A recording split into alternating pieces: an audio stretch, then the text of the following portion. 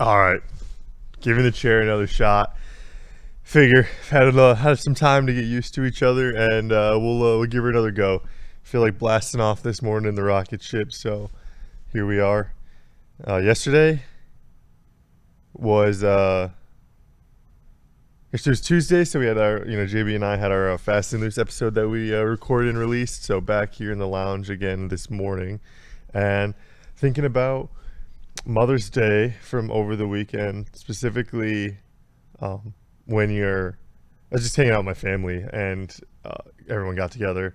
And you ever find yourself in a position where you are in a conversation with somebody or someone's telling you a story and either it's just not that interesting, or for whatever reason you're just not paying attention, and all of a sudden you can tell they're kind of getting close to the end of what they're trying to say, so you try to tune back in, and all of a sudden they hit you with a question about what they just said, trying to get your opinion, to either validate or verify or invalidate whatever feelings or thoughts they're sharing with you. But the saving grace in all of that is when they you ever find yourself in this situation when the person you're conversing with throws in that last minute validating question there, which is essentially like, isn't that crazy, or something along those lines. I found myself in that position this weekend, hanging out with some of my family members. I come from a big family. On my mom's side, she's the youngest of 16 kids, all from the same mother and father. My grandmother was perennially pregnant for about 21 years, just popping them out nonstop. My grandparents immigrated from Mexico, and they never bothered learning English. I mean, they were too busy having sex with each other to ever learn English. And popped out 16 kids, 21 years. My mom being the youngest, so I have a huge family. Everyone has at least one kid among the living, because not all 16 of them are still around to this day. 12 of them, or no, sorry, 13 of them made it to adulthood, and 11 of them still remain. My uncle Randy, who very influential, very prominent figure in my life. He passed on a few years ago, but that man was an enigma. I can't describe him enough. I don't know if there's no way to categorize this man. Truly a unique specimen. He was one of one. There was only one Uncle Randy, and sometimes I think he even surprised himself, but he didn't even realize it. Funny guy, interesting man.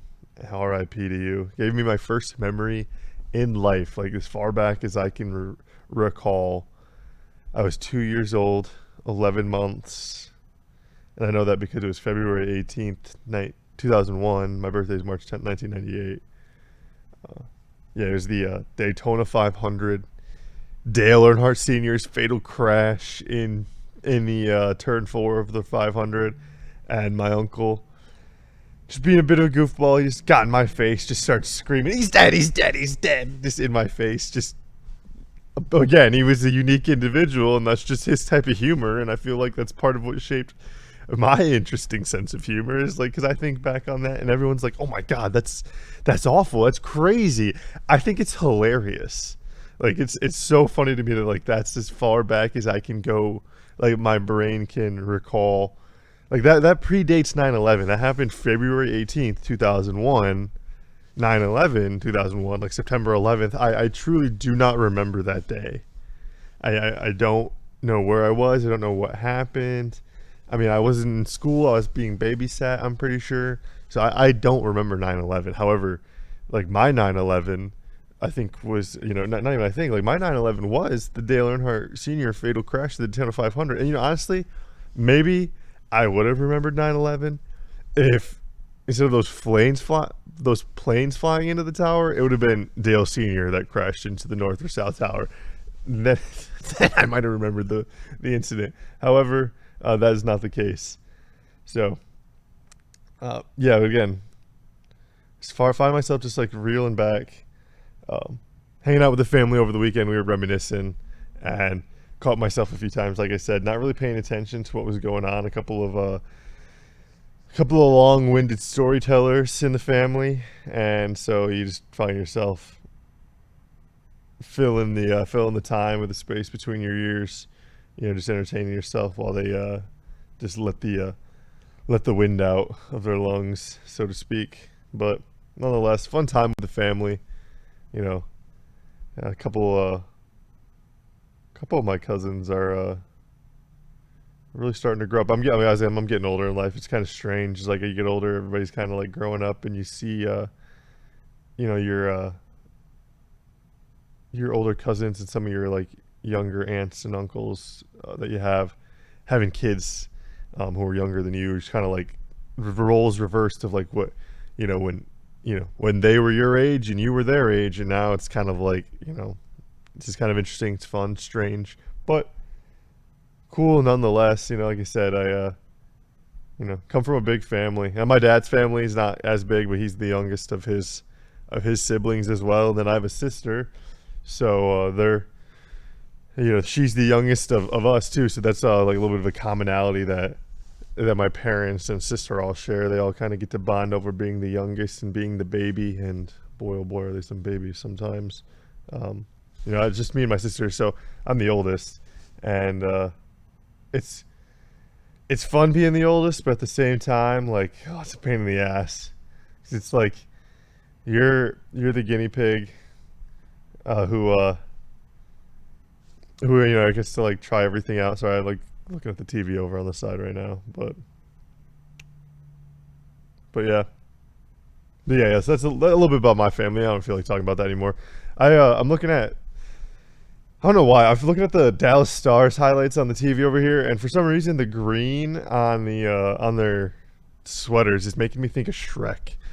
I don't know why, but Shrek is love, Shrek is life, and I feel like, first of all, I love Shrek. Shrek's a staple of, like, I feel like my generation, and All Star by Smash Mouth was the walkout song to our high school graduation. Grass Lake High School class 2016.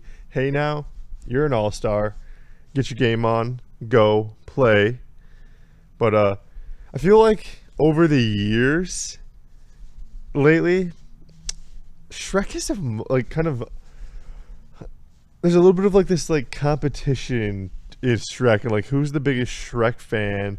Or like people just have to like Shrek the most. I don't know. Maybe I'm like reading into this. I feel like there's a few people I've met in life who, talking to them and Shrek comes up and they just kind of stop you and they got to throw it out there like, I love Shrek. Shrek is the best. There's at least 3 people that I can think of, and they all have something in common. They're all women, so maybe that's a thing. But I don't know. But Shrek, nonetheless, I think the sequel holds its weight, and you could maybe argue is one of the rare sequels that surpasses the original.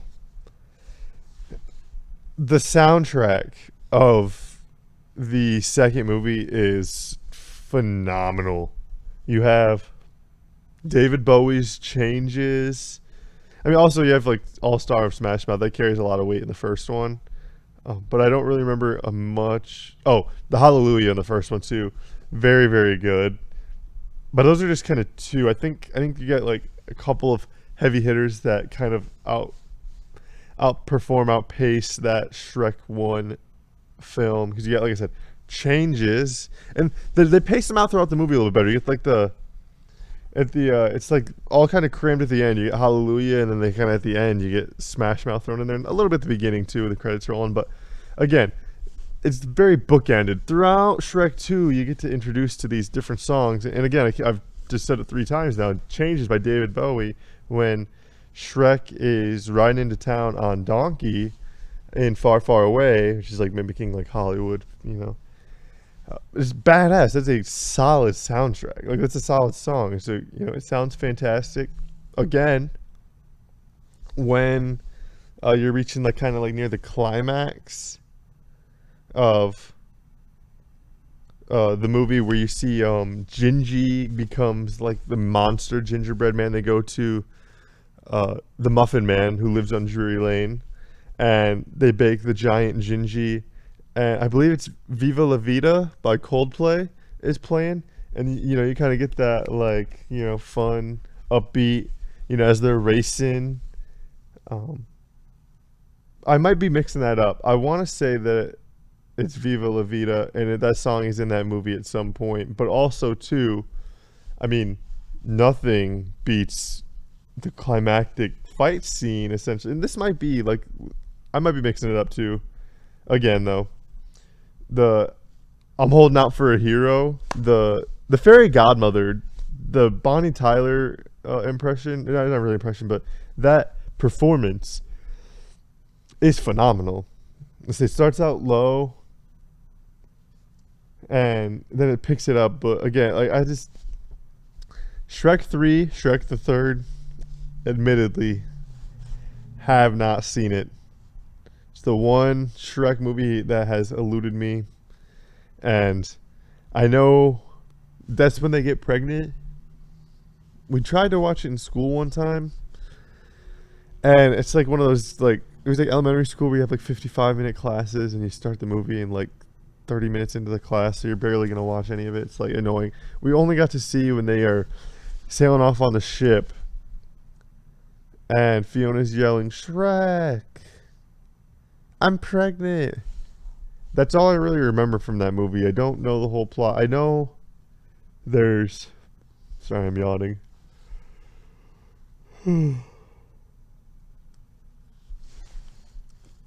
I know that the Shrek Forever After is a story of Rumpelstiltskin, which, if accurate, I had no clue that was the tale of Rumpelstiltskin. You also get a bit of the Pied Piper in there too, which, like, he is a bad guy who paired up with Rumpelstiltskin. Again, I didn't. Seems fair. I didn't realize how kind of messed up some of these like old fairy tales were. But again, I think a lot of these we're just kind of mixing it up now that we're like diving into these fairy tales, because that's what Shrek is. It's a bunch of different fairy tale stories. I feel like we kind of fairy tailed them up and kind of like made them seem nicer than they are, but in reality, I feel like I was told a lot of like fucked up stories as a kid. Not really like fucked up, but or like a lot of them either. But like we were just told different like tales to make us behave. My aunt, who I went to her place over the weekend. She has a pond on her property. There's like two sides of the driveway. One of them kind of goes more downhill towards like a bonfire area and a pond. The other is side of the driveway is where like the house is and stuff. And they didn't like us going down to the pond at night or like when it got dark. So they would tell us this old wives' tale about La Llorona. It's this like Mexican folklore about the wailing woman. That's what it translates to in English and stuff. And essentially, they would just tell us these stories to like scare us into behaving. Like if we didn't behave, like this like ghost woman would come and take us away from our family, or they would come drown us or whatever. And like it's like super fucked up. They just like that's how they'd get us to behave. But I feel like that's a lot like how a lot of stuff happened. Like thinking about Hansel and Gretel, you probably told that to children to like, hey, like don't like leave your mom and dad and stuff like that, because this is what happens. And there's like basically like these stories with all of these like grim and negative consequences. Basically to like make you behave. But as we kind of gotten older or progressed past those times, I guess, like those stories kind of get told in a more positive light. They kind of get spun, and the web kind of gets spun. The past tends to get romanticized. In general, we tend to romanticize the past. Nostalgia tends to hold strong and true over many things. So that's always the case. I gotta go watch Shrek the Third though. That's the thing. I gotta check that out. I'm bouncing around all over. I want to shout out my guy JB because he is one of our viewers, one of our listeners. So I want to shout out to you. Shout out to everyone else who texted in. Shout out Adam Morrissey. Shout out Mike G, my dad, my mom, my sister. If you watch Harley P, the H man, the real H man, Harlan Playtech, not that old Austrian fuck. But my boy JB, he like was talking to me yesterday. He was just like, "Yo, like you just unlocked a memory in my life when you were talking about those Animorphs a couple episodes ago." He's like, "Dude," he's like, I completely forgot about that show." And I was like, "Show? What the hell are you talking? I thought they were books. I only knew them as books." And JB was familiar with these. He'd seen them, or at least had seen a little bit of it, and he unlocked my worldview a little bit, told me more about what I was talking about, and that I clearly had no knowledge of, and doubles down. I get a fun text message from the guy last night, and it's a link to the full series set on YouTube. Much like I was telling you guys about Barter Kings, now you can watch all of those episodes on YouTube. Go check out Animorphs on YouTube. You can watch the full series, 26 episodes, I want to say there was. I didn't get to dive into them yet. I was working and stuff last night. I ended up going to bed a little early. But yeah, my guy JB sent me that. I was cracking up. I had no clue when we were talking about it that these were like a series. I knew it was a book series. I had no clue it was adapted for television. And he was kind of giving me a little bit of the backstory and how there's kind of like the good guys and the bad guys. They're kind of like these high schoolers, I think. And you have like the bullies who end up kind of becoming, like, I think one of them, he said, like, turns into a wolf and he continues to be a bully. And then the other one who's, they turn into like a horse, an eagle, maybe a hawk, I don't know, some bird. But either way, pretty cool, pretty badass. Been checking out some different episodes of Barter Kings, and just like I said, like, another memory unlocked.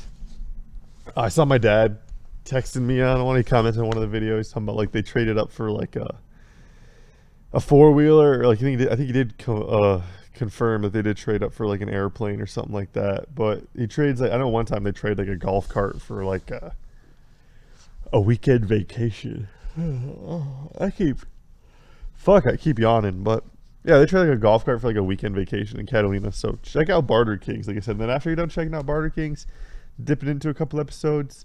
The Animorph series, man, that's another one to go check out. And like I said, some fun little niche things that we get to hang out, talk about, laugh about, do whatever here in the lounge. But we'll probably wrap it up there.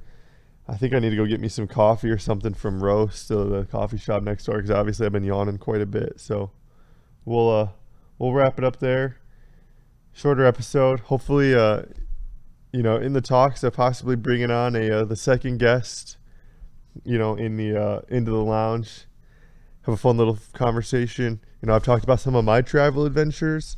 One of this potential second guest just took a fun little vacation. We'll see, if we can get them on and hear about their travels, their first time out of the country, they said. So we'll see where they went, what they did.